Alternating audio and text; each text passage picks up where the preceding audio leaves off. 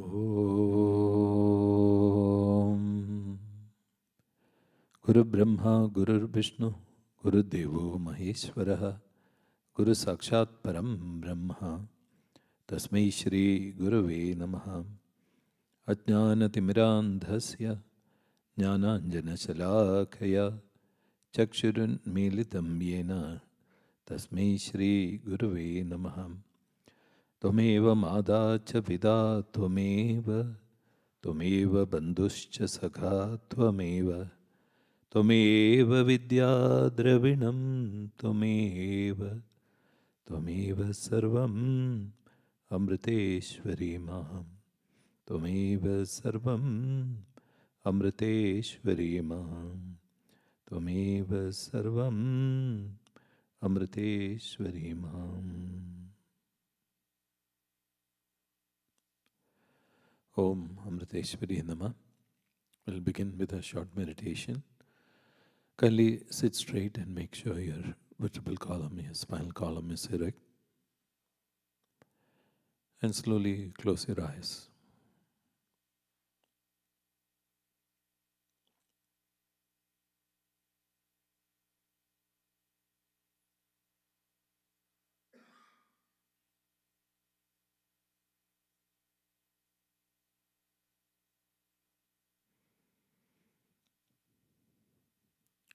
Slowly bring your awareness on your breathing.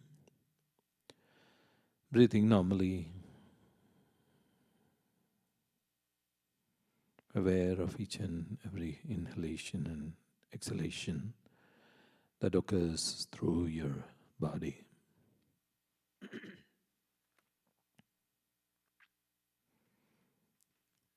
As the awareness increases, so does the relaxation.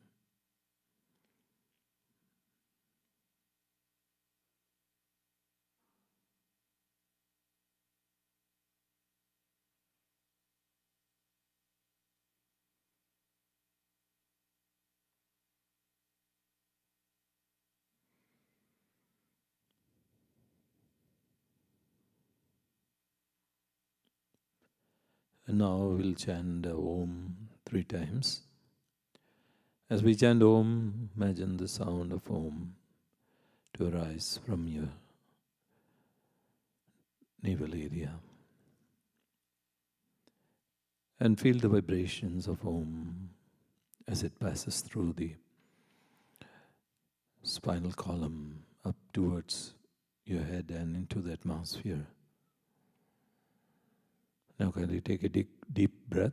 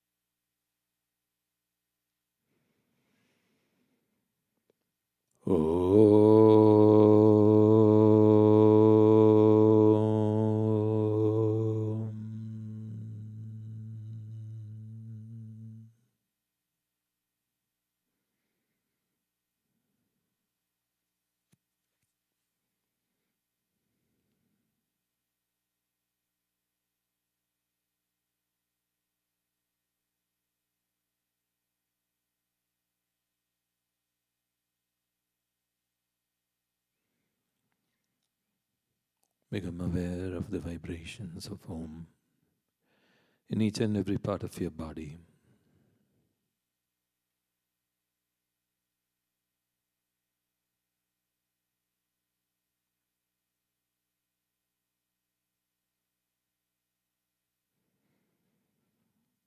Once again, bring your focus on your breathing.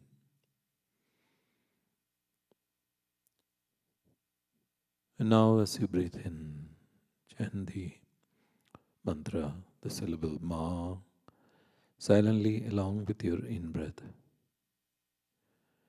And Om when you breathe out. Ma when you breathe in. And Om when you breathe out.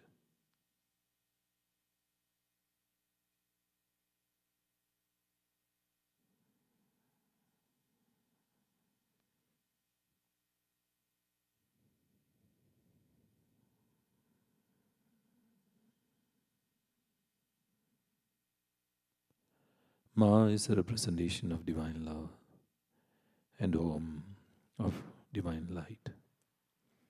You need not imagine them, but just feel your heart slowly being filled with that love and light.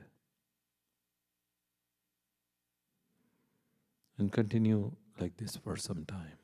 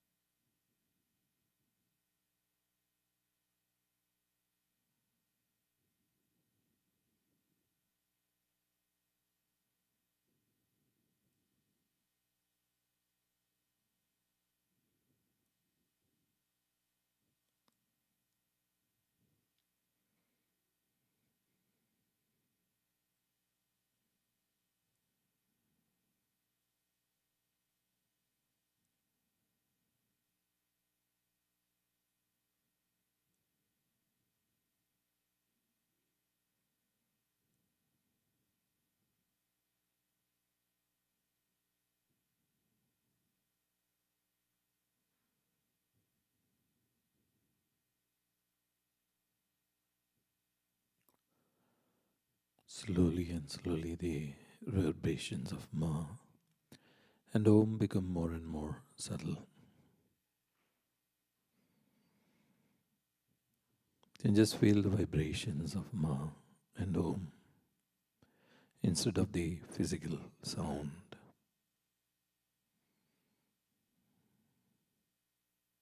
And as you go deeper and deeper, the sound and the vibration merges with silence.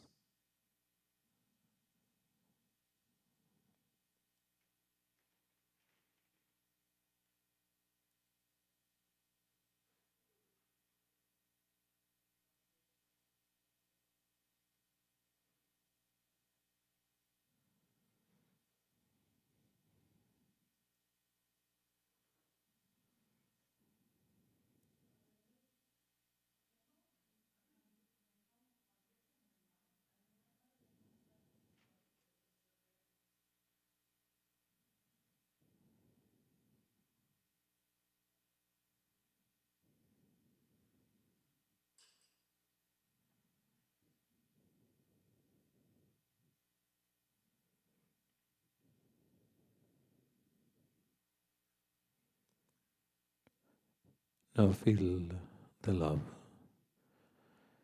and the divine light filling your heart, and your heart expanding like a beautiful bud that blooms into a graceful flower.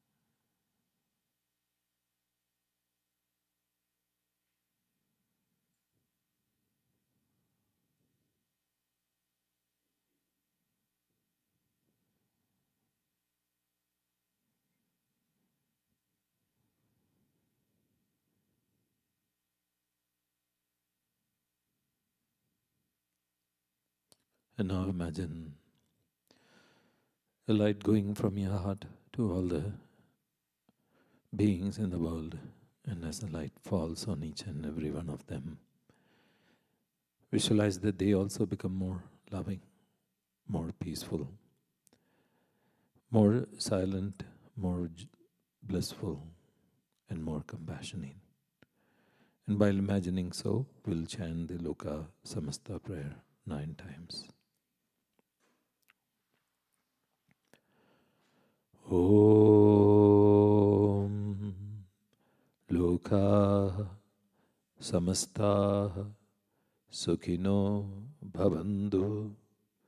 Loka Samasta Sukhino Bhavantu. Loka Samasta Sukhino Bhavantu. Loka Samasta Sukhino Bhavantu.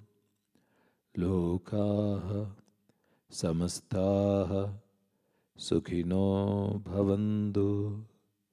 Loka Samasta Sukhino Bhavantu. Loka Samasta Sukhino Bhavantu. Loka Samasta Sukhino Bhavantu. Loka Samasta Sukhino Bhavantu. Om Shanti Shanti Shanti. Om Shri Gurubhyo Namaha. Hari Om.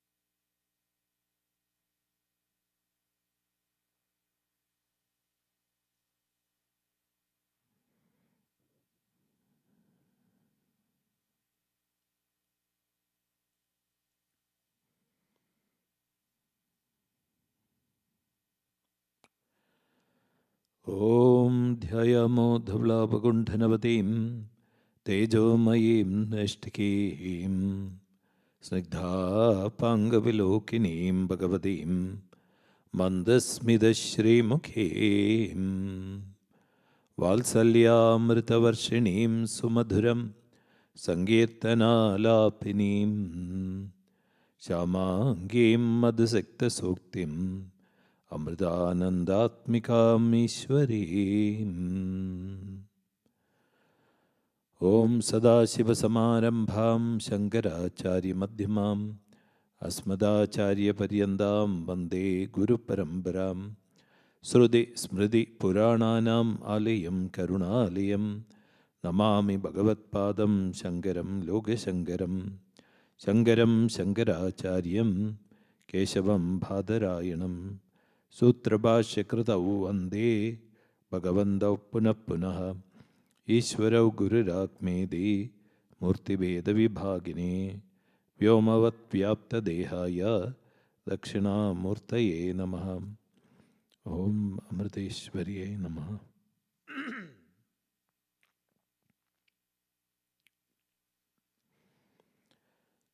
We were discussing the the Skanda 9 and chapter 10 of the avatar of Lord Rama, and we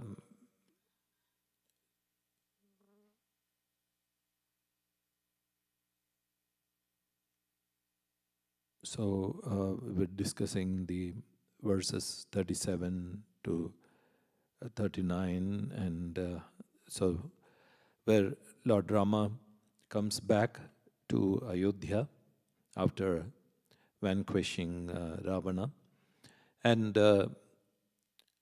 asking his brother Vibhishana to be the king and making him the king of Lanka. He comes back. So there is this famous quote when Lord Rama is asked, why can't he stay in Lanka? Because in those time, Lanka was a city made out of gold, and the streets were paved with gold, and everything was just like heaven. And so when Lord Rama was asked why couldn't he say that, he said, Janani Janma Bhumischa Swargada Vigariyasi, that is my motherland, which is Ayodhya, and where I was born, is much more greater than heaven. So he gave so much of importance to Ayodhya, even though Ayodhya may not become equal to Lanka at that time. And so he went back to Lanka, and as I was describing last time, Bharata had said that he would jump into the pyre if Rama did not show up on time after 14 years. And Lord Rama came in the Pushpaka Vimanam, that is the Pushpaka means it's a made aeroplane, plane made with flowers, or it might be as light as flowers, if you can say that. So the aeronautical engineering was so advanced during those times that you can just imagine, and it used to fly at the speed of the mind of the person, of the pilot. And so he came there to Ayodhya, and he was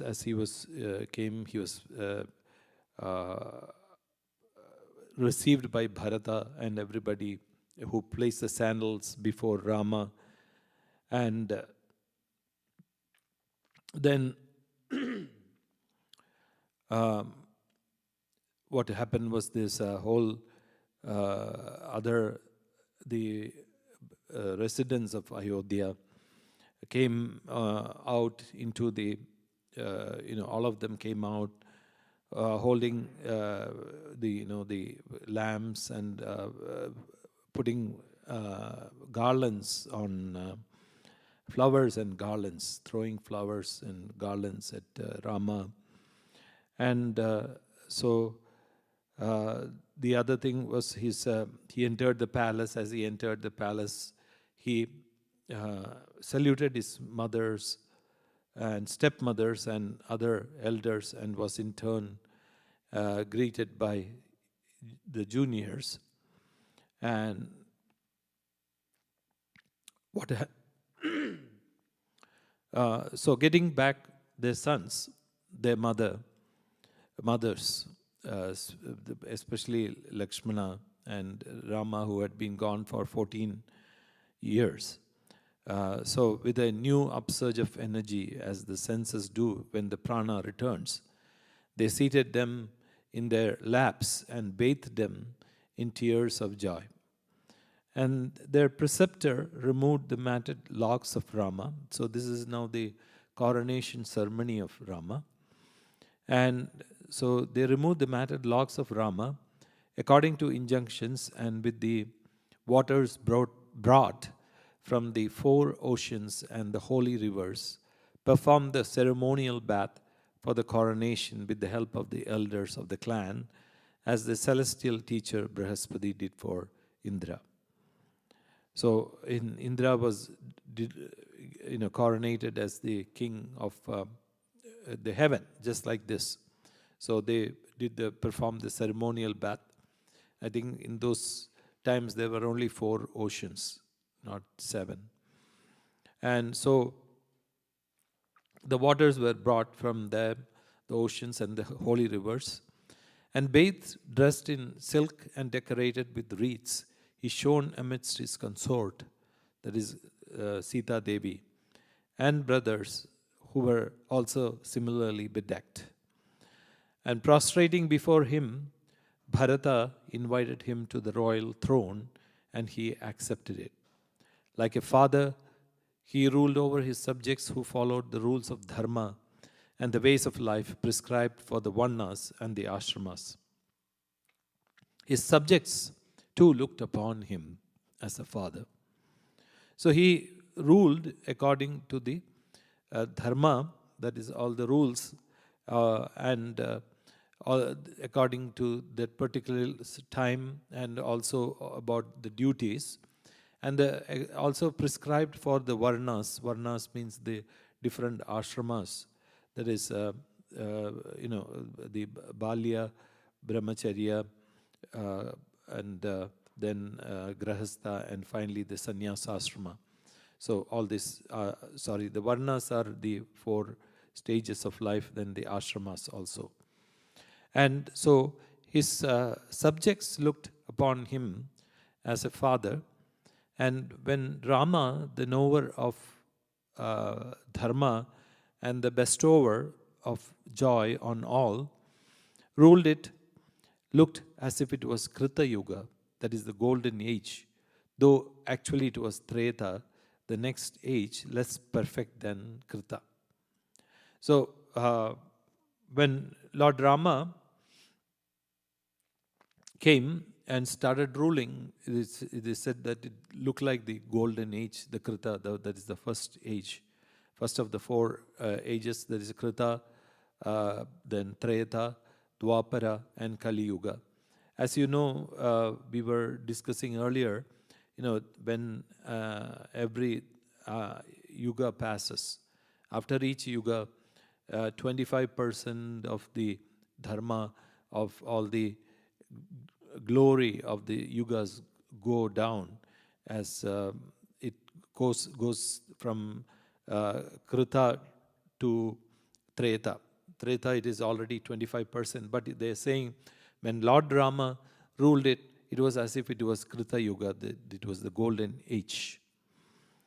O leader of the Bharatas, forests, rivers, mountains, regions, continents, oceans, all yielded the needs of his subjects when Rama ruled.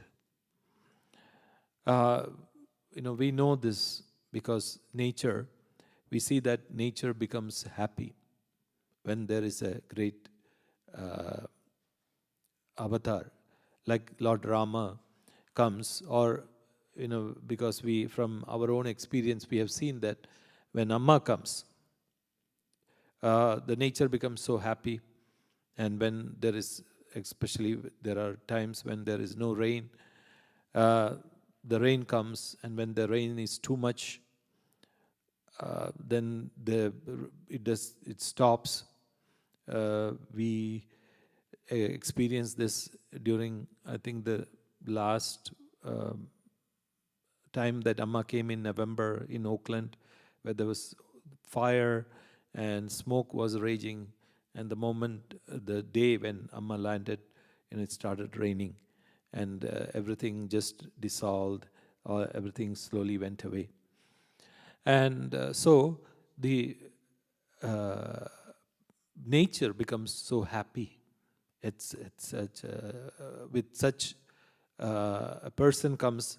Not only that, also when the people live according to dharma, that also brings prosperity. That's what he was saying. That it's okay.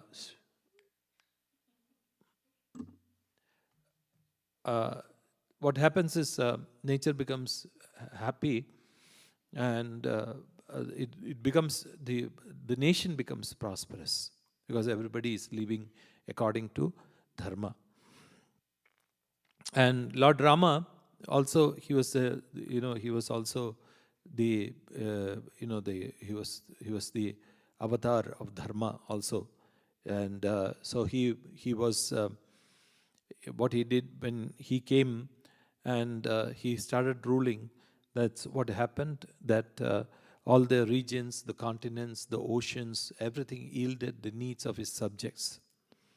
While he was the king, there were no worries, diseases, decrepitude,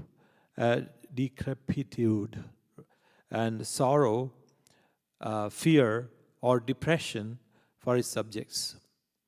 Death only came when one wished. Just imagine that.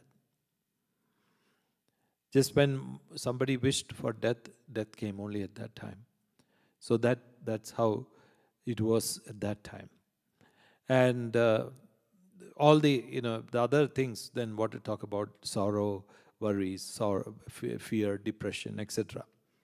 And he lived observing the vow of having only a single consort, following all the sacred traditions of Raja Rishis, and teaching men how to observe the scripture ordained duties both by precept and example. So according to the scriptures, he also followed those injunctions, having only one wife. And even though in those days kings were allowed to have more wives than one, but he just had only one wife. And Sita, by her humility, her skill in divining her husband's mind, her loving behavior, ungrudging service, discrimination, good behavior, and modesty, won the heart of her husband in every way.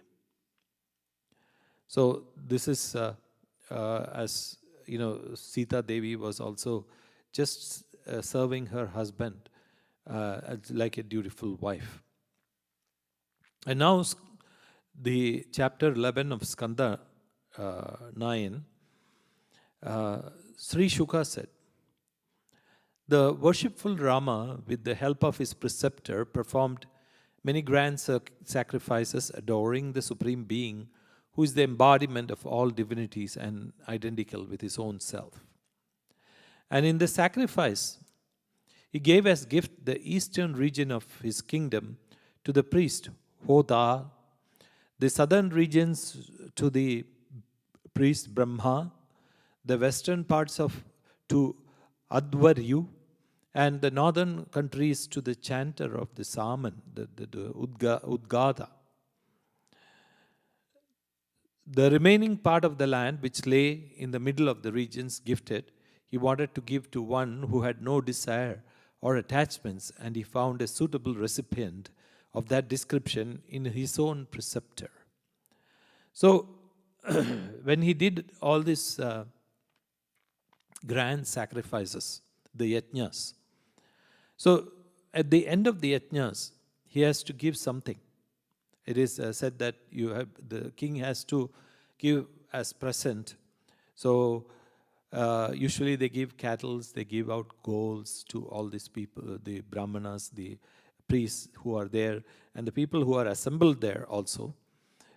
People from any part of the world can come, attend, and they are all given gifts by the king. So in this case, Lord Rama gave the 1/4 of his kingdom to the priest called Hoda, and the southern regions to the priest called Brahma, and the western parts to another priest, and the northern countries to the chanter. And so these were given, he gave his whole kingdom, almost all of his kingdom, to these people. So you just see what happens.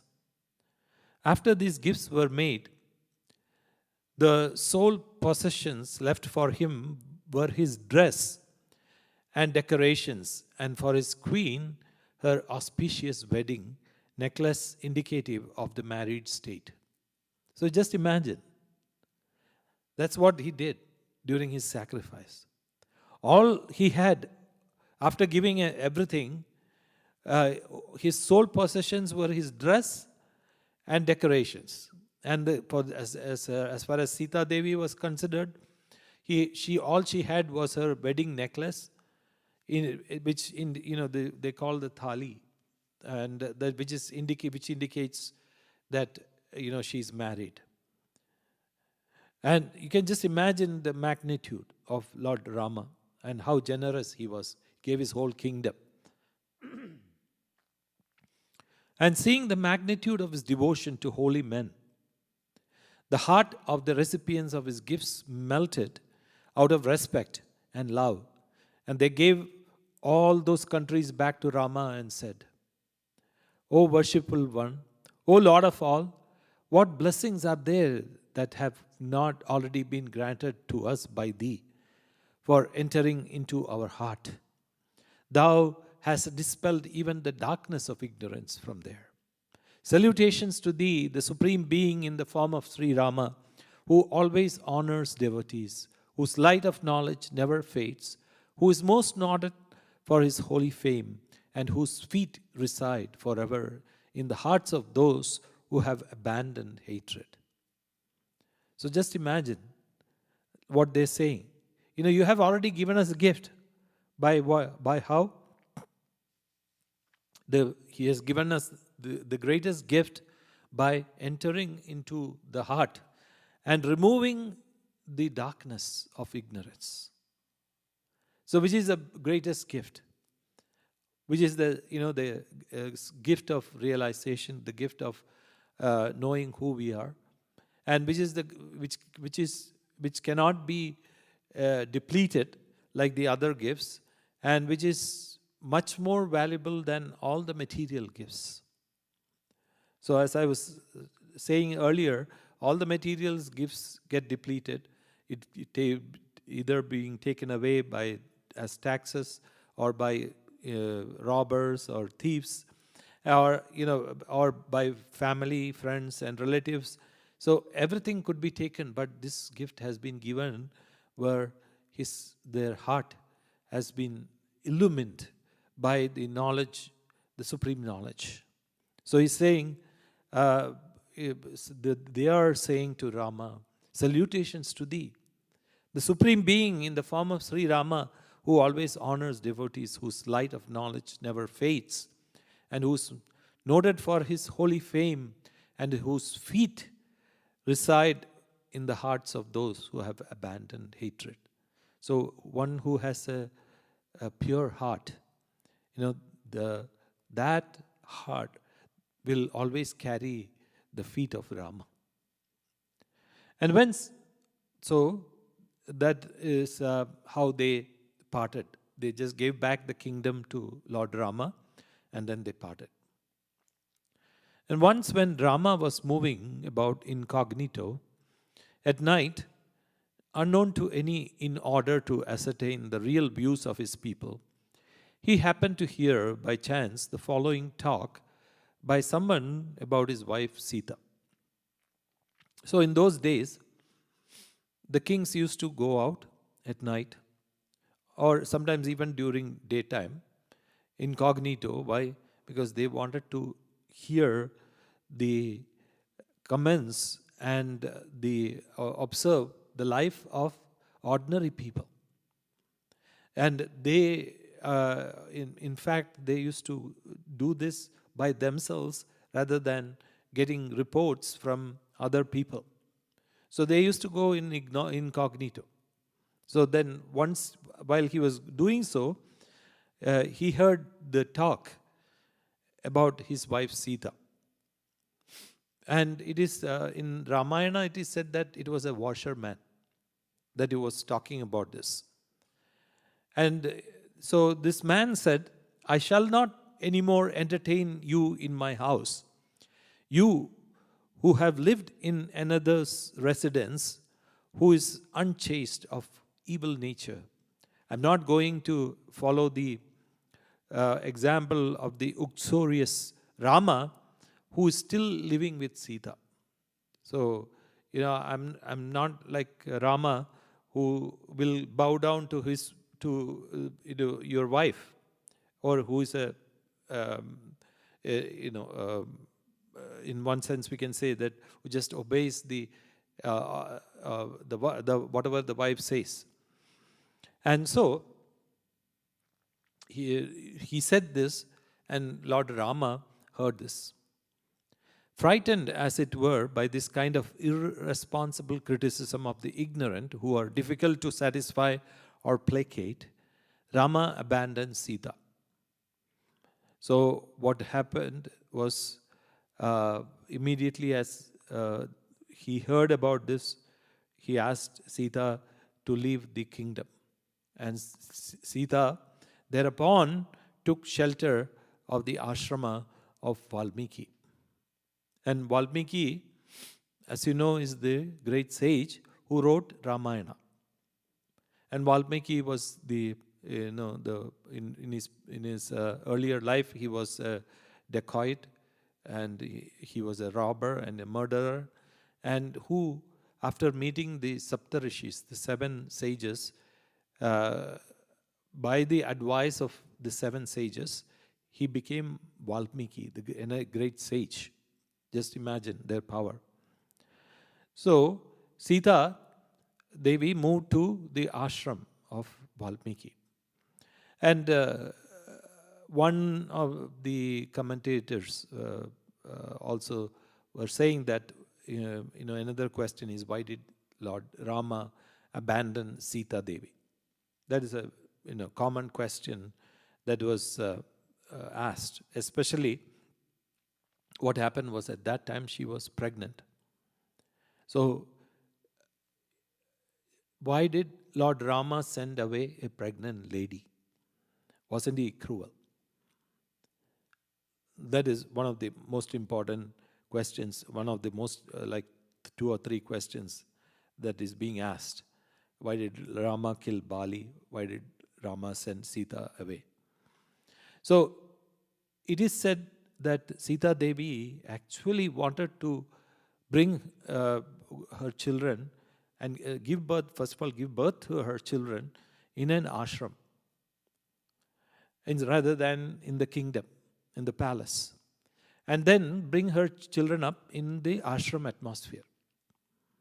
So that in those days, or even nowadays, some of the tradition is that when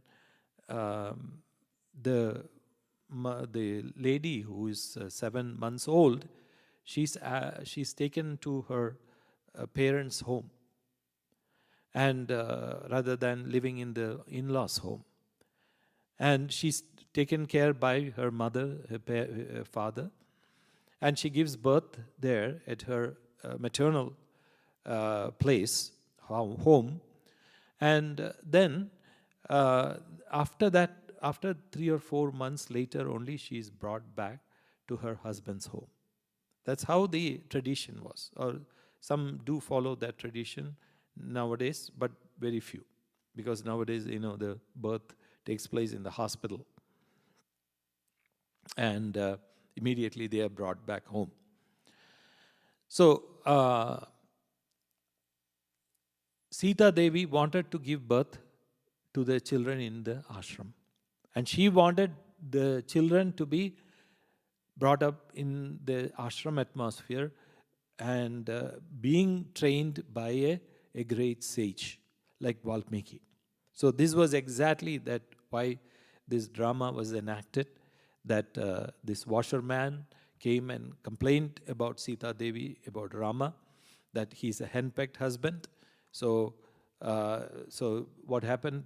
He sent Sita Devi away to Valmiki's ashram. And Sita was in the family way at the time of her abandonment. Family way means she was pregnant. It's an Indian expression, family way. And in due time, she gave birth to twins who became famous under the names of Lava and Kusha. The sage Valmiki performed all their post-natal ceremonies.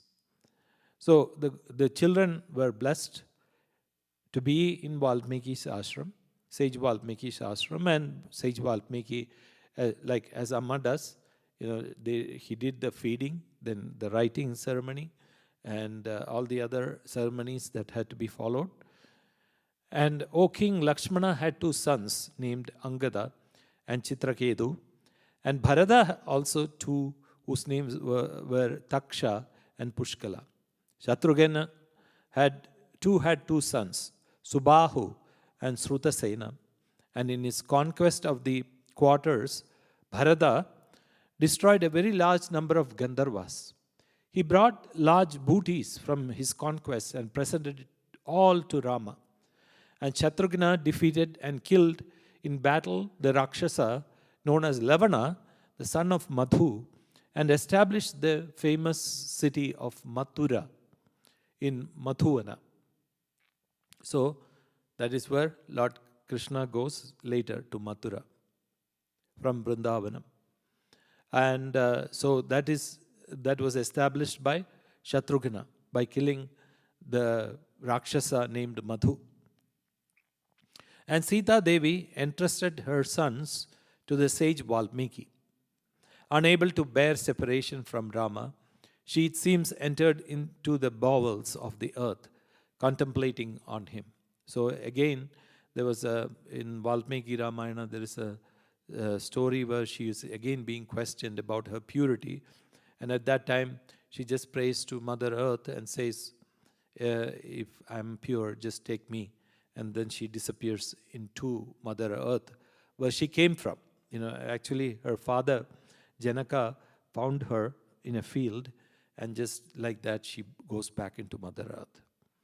And hearing this, Rama, though he was the Lord incarnate, could not control his sorrow in spite of his best efforts, remembering all the great qualities of Sita. So Rama knew that Sita Devi was so pure, but he wanted to prove her purity. So this is another question that is asked. Why did he test the purity of Devi Sita? Because he already knew. So Sita Devi wanted to prove that she was pure, so she just disappeared into the earth. And so Lord Rama was so sad. And the intensity of attachment between man and woman is of this order, even in the case of those with mastery over their minds. So you're saying that both of them had so much of mastery over their minds, Sita Devi and Lord Rama. But still, they were so attached. And in this case, we can say that they were just acting like they were attached, because they already knew that they were one. Or the attachment comes only if there is a duality. In this case, both Rama and Sita knew about their non-dual nature. They had attained to that non-dual nature, where they knew that they were one and the same. And they were saying that, needless to say, what it would be like in the case of an ordinary householder with worldly attachments. So they were just enacting this drama, so just to show that kind of attachment, and then they're saying what about to talk about worldly attachments. And since Sita's departure, Rama, even while observing the vow of strict celibacy, performed Agnihotra for 13,000 years of his life without the aid of a wife. And after that, Rama entered that supreme state of his, leaving behind his feet lacerated with thorns of his Dandakaranya days in the heart of devotees to contemplate upon. So, after Sita Devi's departure, he did not remarry. Lord Rama said that performed Agnihotra for 13,000 years of his life, and so he ruled his kingdom. And it's not that he was not a celibate earlier also, because there is no duality in their mind, so there is absolutely no desire for anything else. So even before, when Lord Rama had married to Sita, both of them were celibates. Both, they didn't have the need or the desire for any physical satisfaction. And so one might ask this question, then how did they have children? So we know that Amma has given so many children to so many couples, and who were not supposed to have children. How did that happen? It is through her sankalpa. So similarly, through Lord Rama's sankalpa, or Sita Devi's, it could have been both their sankalpas, or Sita Devi's sankalpa, they had the two children, Lava and Kusha. So it said that Lord Rama left his mortal body by just walking into the Sarayu river, and he attained the Jala, it is known as Jala Samadhi. It's not suicide, because they already are detached from their body, and the body just starts floating in the river, because the soul, the Atma, has left from that body. And there are different types of samadhi like this. There are jiva samadhi. There is, with the great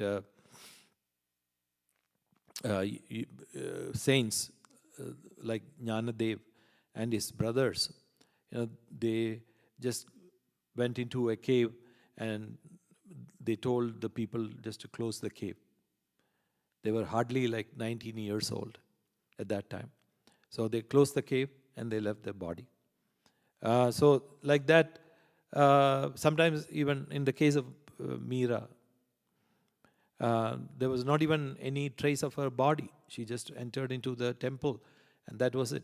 The physical body had disappeared. So many things could happen. Recently I saw article. What happened was they took a Buddha statue from somewhere from Tibet, and they brought it to Italy. And they were examining it, so they did an MRI on the statue. And they were surprised to find, what was inside. Inside was a skeleton of a man who was sitting in the lotus posture. They were saying that a monk entered into samadhi like that. And that was his skeleton inside.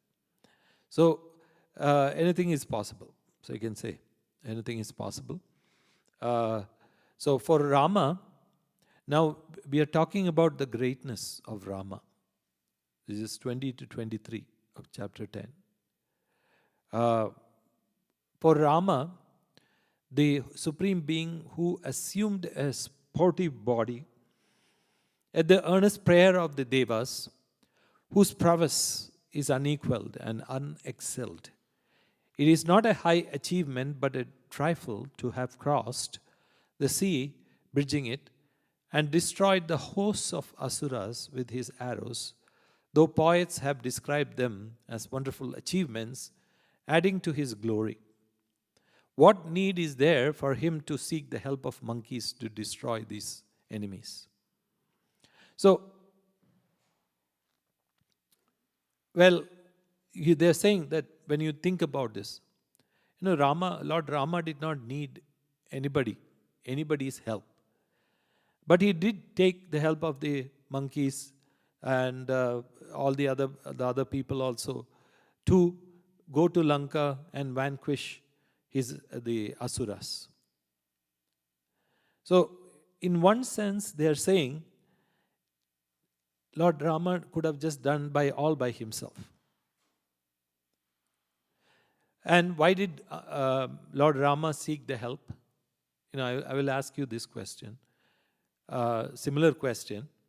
When the ashrams are set up here, right? And we all come here to do seva. Why does Amma need us? Amma could have achieved whatever she wanted in a much better fashion. In one way, the Sevites are an impediment to achieve her goals. If she had either employed or if she had wanted, if she had just made a sankalpa that this work be done, it would have happened in a much better fashion. So why did Amma bring all these people as Sevites to the ashrams all around the world? That is the question. So the answer is, why?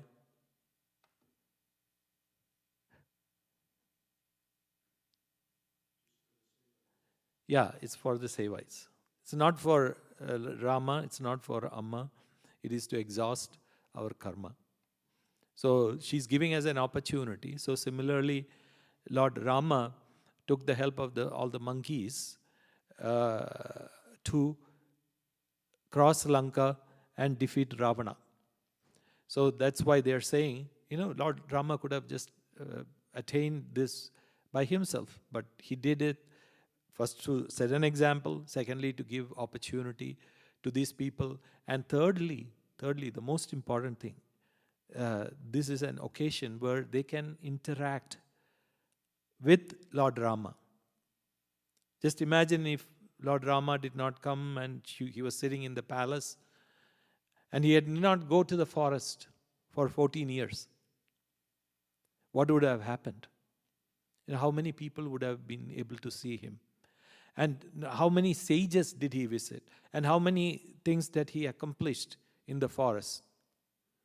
And so, also, it was actually there were no disturbance in the forest than if he had lived in the palace. There will be thousands of people visiting him every day in the palace, whereas in the forest nobody visited him, and only the animals were there. And the animals got also the opportunity to meet Lord Rama, right? And so, it was, in one sense, it was much a peaceful time, those 14 years, rather than being sitting in the palace. So they're saying Lord Rama could have done this by himself, but what a glory they're attributing to these monkeys who also helped Rama. So I seek refuge at the feet of Rama, whose feet are ever contacted by the crowns of kings and divinities, whose pure and sin-destroying fame, extending to the very quarters, adds luster to the frontal plates of the elephants guarding the cardinal points, and who is constantly hymned by sages in the royal assemblies. So it's just beautiful expression of who Lord Rama is. Among these residents of Koshala, that is the country, Koshala, whoever touched him, saw him, sat with him, followed him, all of them attained to that state which great yogis attain. So this is a great statement. All of the residents, and whoever touched him, saw him, sat with him, followed him, they all attained the state which the great yogis attained, which means they attained realization. Is this believable? Is this true? It depends upon each person's faith. Right? And whether there is no proof for this. Absolutely no proof. But only when you reach that kind of a state as like Ammas or Lord Rama's, then you can understand what really happened, what really transpired. I used to say that whoever received darshan from Amma, and I'm still saying this, that whoever received darshan from Amma, whoever saw Amma, whoever met Amma, they would attain to realization. But I was defeated by another devotee who said that even if you look at Amma's picture, if they have seen Amma's picture, they would attain realization. So such was his devotion, much greater than mine. So it doesn't matter whether one reaches realization or not, but the fact that there is so much of devotion to the fact that whoever touched, saw him, sat with him, followed him, or even just looking at him, they reached realization. O King, by hearing Rama's story and thinking over it, man is established in the peaceful state of devotion and becomes free from the bondage of karma. So he's saying, King, they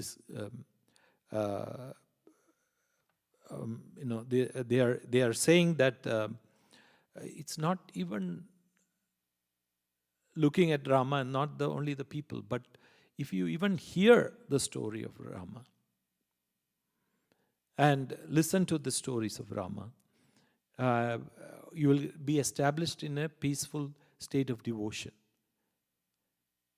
And you become free from the bondage of karma.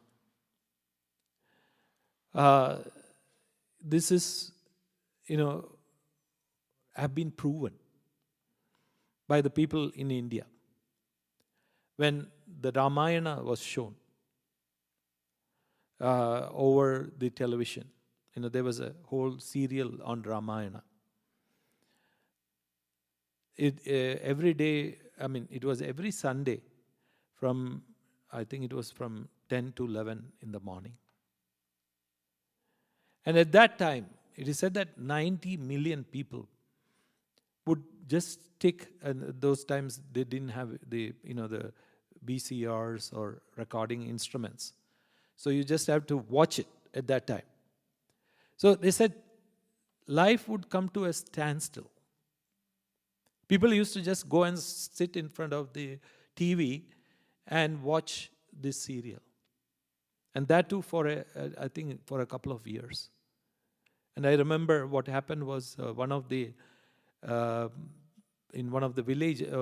cities, in the one part of the city, there was a power outage. And the people went and destroyed the local power station after that, because they could not see Ramayana.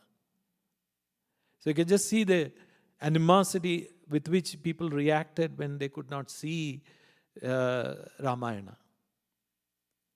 So this is not just 10 thousands, but more than 90 million people were sitting in front of the TV, addicted and looking at and just listening to Lord Rama's story, Ramayana, which we have heard umpteen number of times from birth. Because our grandmothers used to tell us, our mothers used to tell stories from Ramayana all the time. Before we went to sleep, we were told this, not now, in those days, those days we did not have iPads and or the dumb phones. So how the children were slowly allowed to go to sleep was listening to these kind of stories, and they also used to sing verses from Ramayana or from Mahabharata or from Bhagavad Gita and all these things, or bhajans. And that's how children used to go to sleep. And today it's totally different. We don't want to go there. So they are listening to all these songs and looking at iPads, and that's how they go to sleep. So that's how the times have transpired. Anyway, that's why we call it Kali Kala. That is the age of Kali. So you can imagine what happened was this, as I said, 90 million people had just sat in front of the TV, glued to the TV. Why?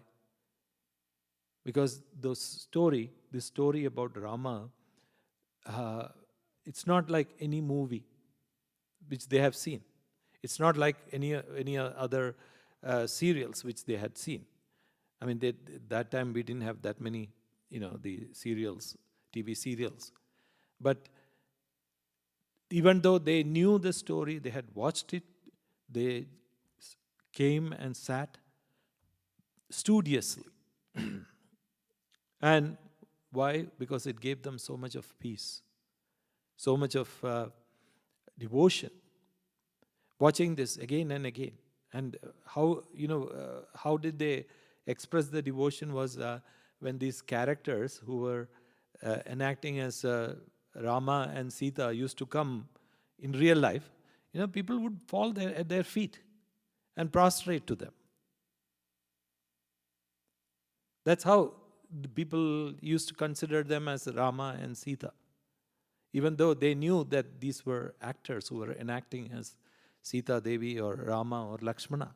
People used to just come and fall at their feet. So it evoked such kind of a devotion in people, this story. And it's eternal.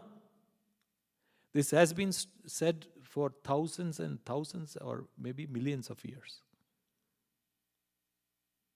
And still today, it has not lost its luster. Even when you hear it like the 1,008 times, still it's fresh, it's renewed. It's you think, oh, I didn't listen to this part of the story one time, that time when I heard it last, or something new. And then there are also interpretations, right? And different interpretations. One of the interpretations I'll say is when Lord Rama was crossing a lake while he was in the forest. They were walking in the forest and then they came to a lake where they had to cross the lake.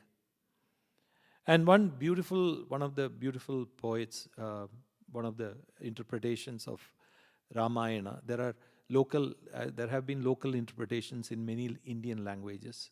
There is a Hindi Ramayana and there is a Malayalam Ramayana, Tamil.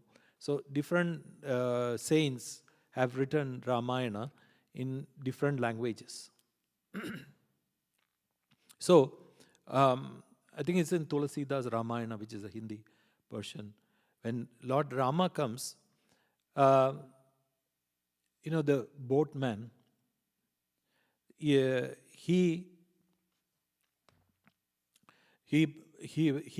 what he does is he first of all he puts a condition. He says, you cannot enter this boat until you have washed this your feet. I mean, of course, how can you expect that? Already the boat is dirty. But then he says, I have to wash your feet.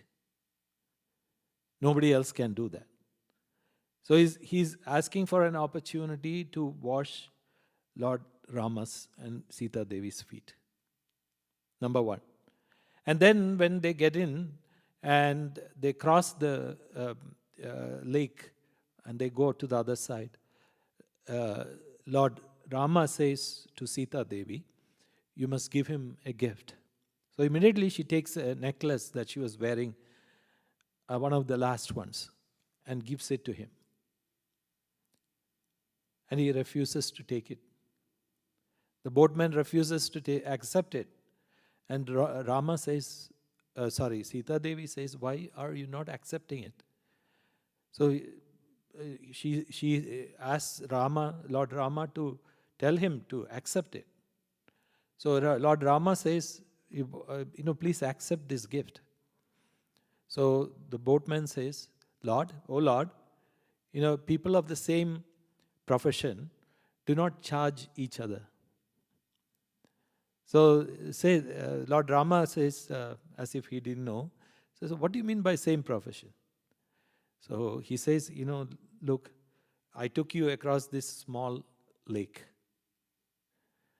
And later on, I will come to you to go across the great ocean of transmigration. And your duty is to take people across that. And my duty is to take people across this lake. So we are both of us doing the same thing. So when I come to you, please don't charge me. And just take me across. See, that beautiful devotion that is permeating through these stories. That's why they say just listening to these stories will invoke devotion and so much of bliss, that is peace in the hearts of people. So what to talk about, when you can just imagine being in the presence of Lord Rama. It's like being in the presence of Amma. And we all know that. Just being in the presence of Amma itself, it just, our minds stop automatically. It doesn't function. And mind becomes still. There is absolutely no need to do any spiritual practices nor to stand on our heads. And there's nothing so beautiful as to just Amma's embrace and to be in her vicinity. So such is the power of a great Mahatma. And when you say just a Mahatma, it's not even Mahatma, these are avatars, incarnations who have come to take us across. So as they say, some are like small boats. Some people can take small boats, but avatars like Lord Rama or Amma are like ships, huge ships. I also say that, Amma is not just a merely ordinary ship. She's one of those cruise ships where you can get everything. You get entertainment, this thing, that thing, food, everything, drinks. She has equipped her ship so perfectly that we don't have dearth of anything. And she's taking us in that ship and taking us across the ocean. So such is the beauty of this avatar. And so in one sense, we are all blessed to be in this time, to be with Amma. And certainly, we can all meet each other on the other side. Om Amriteshwariya Namah.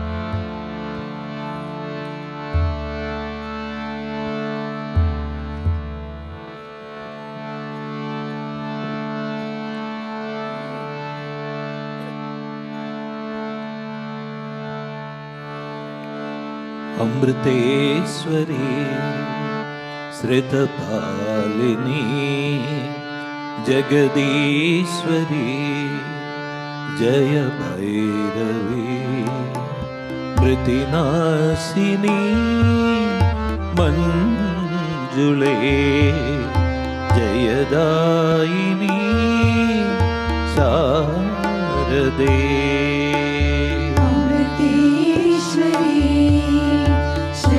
श्रितपालिनी Jagadishwari जय भैरवी मृतिनाशिनी मंजुले जयदायिनी शारदे अमृतेश्वरी श्रितपालिनी जगदीश्वरी जय भैरवी मृतिनाशिनी मंजुले जयदायिनी शारदे अमृतेश्वरी श्रितपालिनी जगदीश्वरी जय भैरवी मृतिनाशिनी मंजुले जयदायिनी शारदे जननायकी जय शंकरी जनरंजिनी शांभवी जननायकी जय शंकरी जनरंजिनी शांभवी भवदारिणी भयहारिणी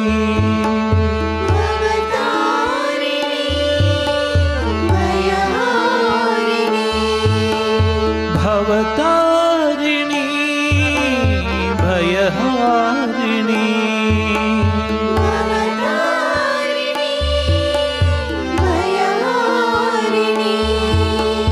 भुवनेश्वरी भारती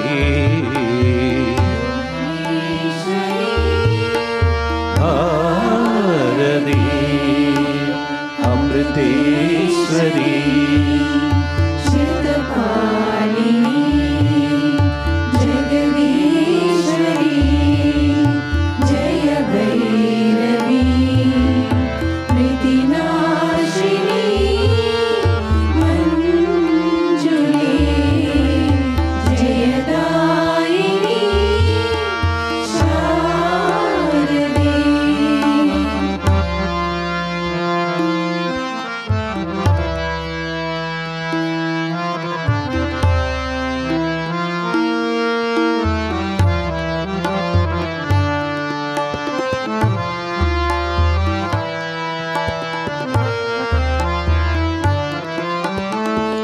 शिवकामिनी शुभकारिणी श्रुतिपालिनी श्रीकरी शिवकामिनी शुभकारिणी श्रुतिपालिनी श्रीकरी स्वररागिणी सुरनायकी स्वररागिणी सुरनायकी स्वररागिणी सुरनायकी स्वररागिणी सुरनायकी सुखदायिनी सुंदरी सुखदायिनी सुंदरी अमृतेश्वरी श्रितपालिनी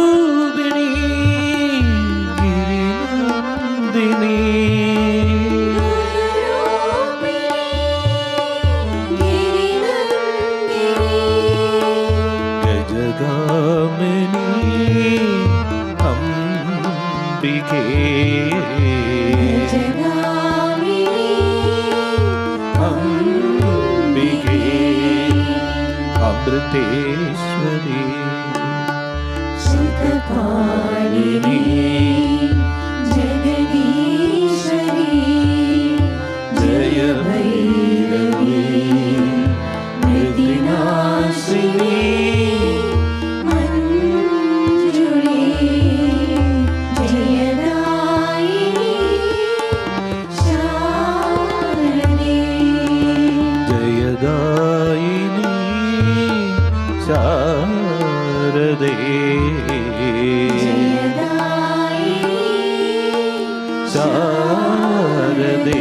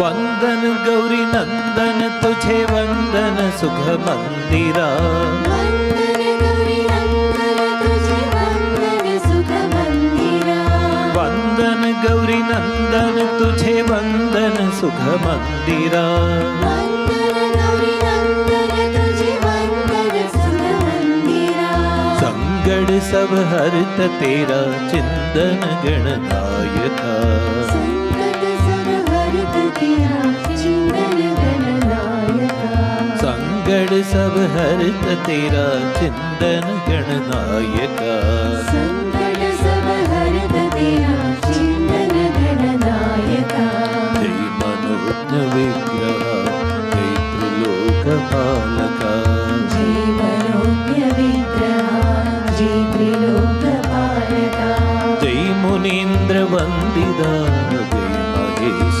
नंदना जय मुनीन्द्र वंदिता जय महेश नंदना जय मुनीन्द्र वंदिता जय महेश नंदना जय मुनीन्द्र वंदिता जय महेश नंदना मंगल सब देता है तो संग तेरे हम चले मंगल सब देता है तो संग तेरे हम चले मंगल सब देता है तो संग तेरे हम चले मंगल सब देता है तो संग तेरे हम चले आनंद है रूप तेरा अंदर आ बसे आनंद है रूप तेरा अंदर आ बसे आनंद है रूप तेरा अंदर आ बसे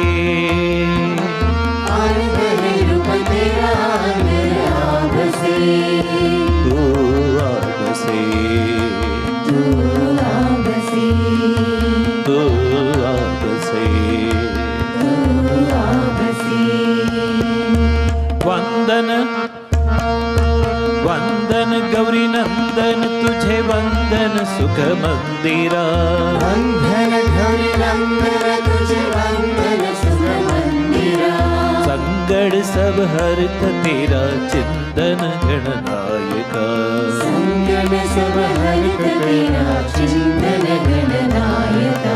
बालक हम तेरे पास आए हैं करना कृपा। बालक हम तेरे पास आए हैं करना कृपा। बालक हम तेरे पास आए हैं करना कृपा। बालक हम तेरे पास आए हैं करना कृपा।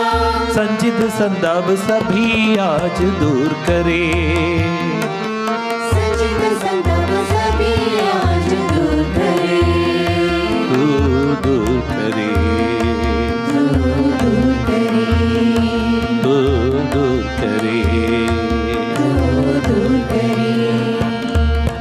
वंदन वंदन गौरी नंदन तुझे वंदन सुख मंदिरा। वंदन गौरी नंदन तुझे वंदन सुख मंदिरा। संगड़ सब हरत तेरा चिंतन गणनायका। संगम सब हरत तेरा चिंतन गणनायका। वंदन गौरी नंदन तुझे वंदन सुख मंदिरा। वंदन गौरी नंदन तुझे वंदन सुख मंदिरा। वंदन गौरी नंदन तुझे वंदन सुख मंदिरा। वंदन गौरी नंदन तुझे वंदन सुख मंदिरा। संगड़ सब हरत तेरा चिंतन गणनायका। संगम सब हरत तेरा चिंतन गणनायका। जय मनोज्ञ विग्रह जय त्रिलोक पालका। जय मनोज्ञ विग्रह जय त्रिलोक पालका। जय मुनीन्द्र वंदिता जय महेश नंदना। जय मुनीन्द्र वंदिता जय महेश नंदना। जय मुनीन्द्र वंदिता जय महेश नंदना। जय मुनीन्द्र वंदिता जय महेश नंदना। जय मुनीन्द्र वंदिता जय महेश नंदना। जय मुनीन्द्र वंदिता जय महेश नंदना।